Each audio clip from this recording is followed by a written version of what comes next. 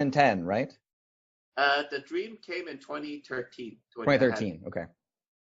So how has Earth dollar progressed since 2013? Well, I just want to explain how it works first. Oh, So sure. if you then Yeah. the Earth dollar, so indigenous nations has pledged 18 millions of hectares of land to be protected as World Heritage Sanctuaries under global commons, that the people of the world protect this 18 million hectares. Mm-hmm. So everything on the land, which means we call the fruits of the land, including underground, above ground, and in the air, is used to back the Earth dollar. It includes mineral rights, carbon credits, trees, freshwater, taxes, cell phone rights, airwave rights, anything in that territory. So it acts more like insurance to back the Earth dollar, Okay. because so if something happens, it kicks in that we can actually basically monetize these fruits of the land to back the Earth dollar. So it's structured as a more like an insurance that guarantees the value of the Earth dollar, that it will never fall below a certain value. So that's how it works, the backing. Okay. But presumably at some stage, if you started to actually leverage the land itself and started mining it or planting trees on it or using the land in some way, that, for example, if you're mining the land and you're extracting minerals out, then then I would assume at some stage it reduces the value and the assets over time. Whereas if you put a building on it and you're renting it out and the property value goes up, you'd increase the value. So how do you sort of maintain a stability in the context of the mining aspect of taking minerals in and deposits out and not being able to replace them? And then, I mean, sure, there's money that comes from, mining it that you then make cash out of, but, how do you sustain that land value later on? We use something called the natural capital accounting system from the World Bank. It says that minerals underground have a certain value, that that's unextracted. A lake has a value. A living tree has a value. So actually, this new accounting system is actually being implemented in many different countries now. And by 2030, I think the entire world will be using this new accounting system. It was 300 banks who got together to create a new system to have an asset value that says minerals underground, like gold or diamond has a value underground. You don't have to extract it to have that value. The oil underground has a value already, but if we had to extract it, we could, because it acts more like a futures contract, like oranges or bacon on the Right. Chicago's commodity exchange. So in the future, if something happens, we can actually extract that value, but we don't need to do it now. So it has a value now, but we Right. can do it later. But how do you know how much you have underground from, I mean, I'm not a mining guy, so, but how do you know the value that's in the land itself? Because just because you're sitting above, how do you know what's below? Yeah, there are specialists called geologists who actually mineralogists who actually do that, and they study. They drill holes, vertical holes across, and then they test the minerals, and they count. And they have a way to also, there's a satellite and other techniques now to evaluate how much the ground. Yeah. That's really interesting.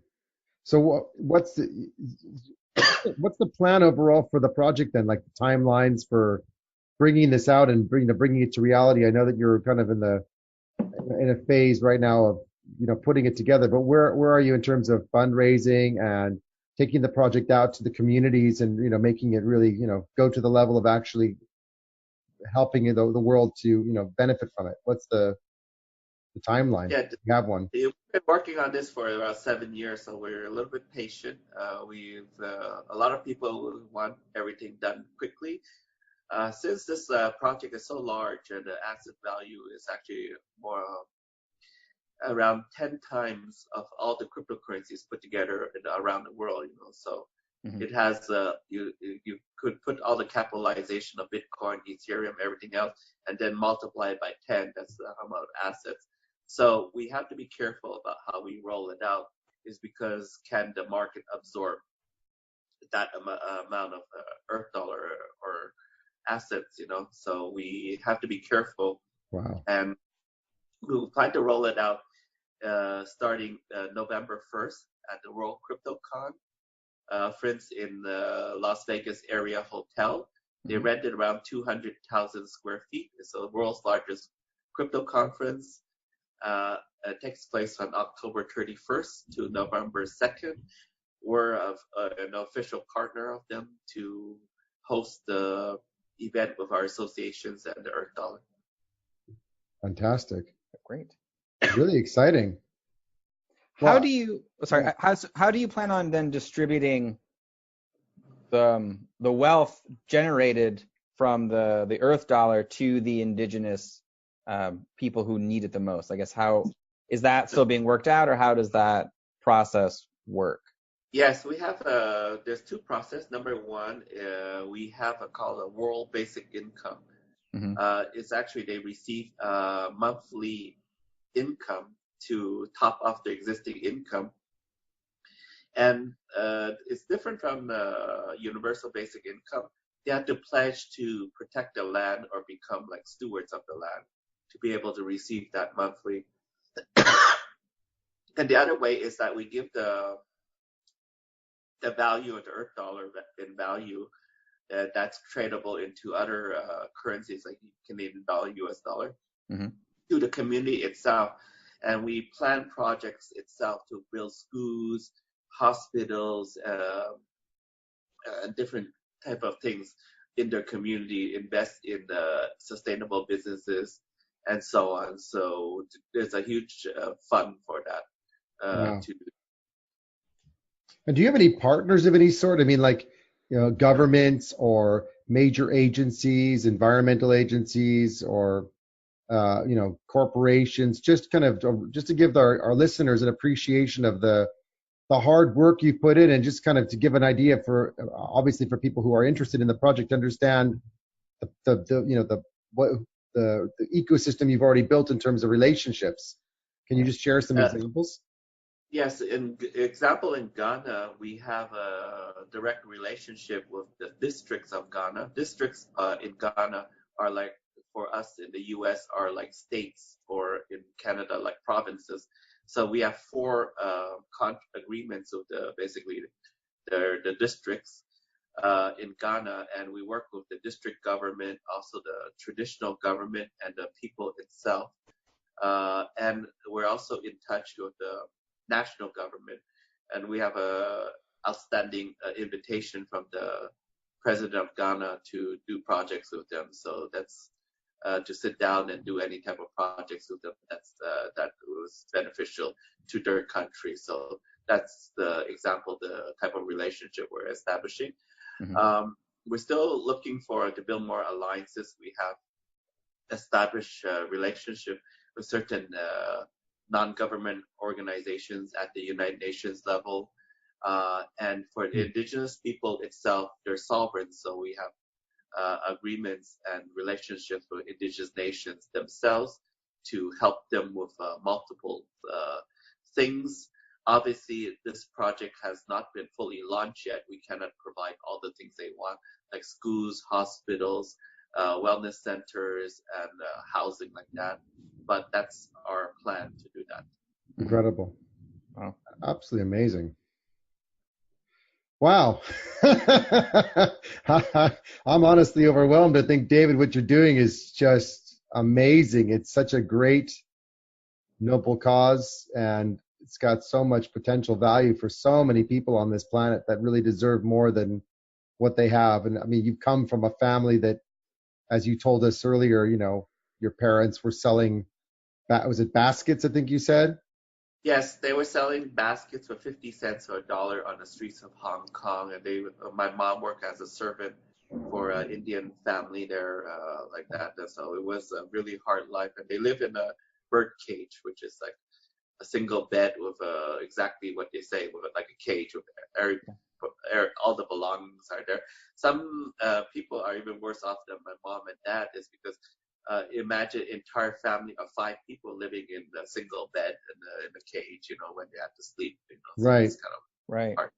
I mean, the adversity that your family has faced is absolutely driving you to this. And I think just keep going, it's great. And I love what you've shared with us. I think it's really a great story. And it brings a bit of a tear to my eye, to be honest, because it's like to see, the hardships and, not knowing your brother and knowing what your parents have endured. And it's just like, it's driving you. And I think it's great, and just keep going. And, we'll have to get you back at some point, 6 months, a year from now, and just tell us how you've progressed and what lessons you've learned and how many times you hurt no. Yeah, it's Exactly. hard to say. Now we learn, like you said, from all our learnings. Now I'm pretty much get like I think 80% of the time a yes, then 20% no, because we learn from how to deal with people. Because now I'm able to read, like Steve as us, we can probably read people better.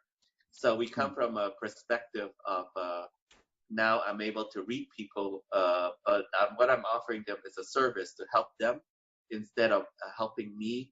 So I'm offering most of my services are free. If you need assistance for something, ICOs, or your projects or creative marketing, I offer my service free, and then this provides me connections and other resources that I would not have. Wow. So Go ahead. what's the best way that people could reach you if they want to utilize your services? They could reach us at the Earth Dollar, earthdollar.org. Okay. Or I'm also the chairman of the U.S. Blockchain Association. So they could us-blockchain.org. And I'm also president of the Nevada Blockchain Association. It's just nbblockchain.org. Perhaps you can post those links on there. Yeah, absolutely. Yeah. We will. Yeah. So I was going to ask you just a completely separate question, but this is, if you don't have the answer, I'm putting you on the spot. This is the random throw in the question, get a really interesting answer. How if our listeners were sitting here, or our viewers were sitting here thinking to ourselves, well, that's great that you can get 80% yes. Tell us how. Could you give us like 2 or 3 of like just quick tips on how do you get a yes when people give objections? What are the things you need to tell people to get a yes? If you don't have a quick answer, that's okay. But if you've got anything you could share with everybody, I would love to know. And I'm not taking no for an answer, by the way. Actually, the most important thing is actually when a person speaks, to listen to them, listen to their heart, what they're looking for. Everybody wants something. And actually, if you can actually understand what they want and what they need, then you're going to always get a yes, because you can fit your plans into what they want. So most important thing is you have to shut up and just listen. A lot of people 2 ears and 1 mouth. Use them in that proportion. Right. Yeah, exactly. If you listen to them, because everybody has dreams, plans, ambitions, and what they want. And if you can actually meet what they want, they'll always say yes to you. So that's the most important thing. Fantastic. Sure.